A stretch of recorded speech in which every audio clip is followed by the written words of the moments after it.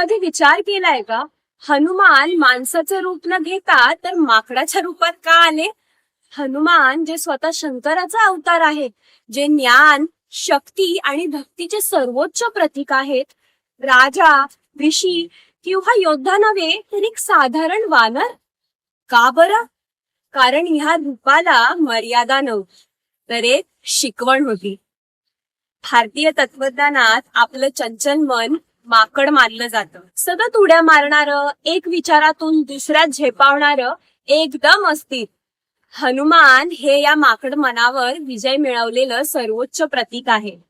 भारतीय तत्वज्ञानात वानर म्हणजे केवळ माकड नाही, तर वा आणि नर म्हणजे माणसाच्या दिशेने वाटचाल करणारा एक इव्हॉल्विंग कॉन्शियसनेस.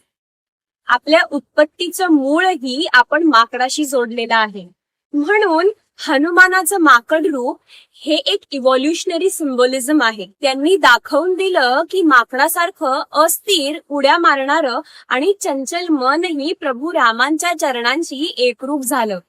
तर तेच नरचं म्हणजे इव्हॉल्व्ड ह्युमनचं रूप घेऊ शकतं. आणि म्हणूनच हनुमान म्हणजे इव्होल्युशनचं एक आदर्श उदाहरण, जिथे मनाचा विकास, समर्पण आणि सेवा ही खरी शक्ती ठरते.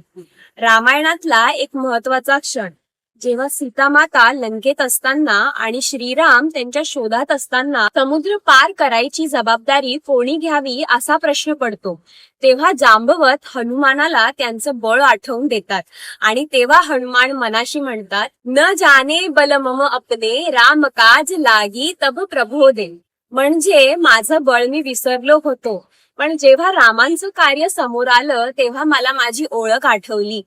हेच आहे हनुमानांचं खरेपणा. रामायणातलं प्रत्येक वानर कोणत्या ना कोणत्या मनोवृत्तीचं प्रतीक होतं. अंगदाचा आग्रह, जांबवताची स्मृती, सुग्रीवाचं भय आणि हनुमानाची निष्ठा.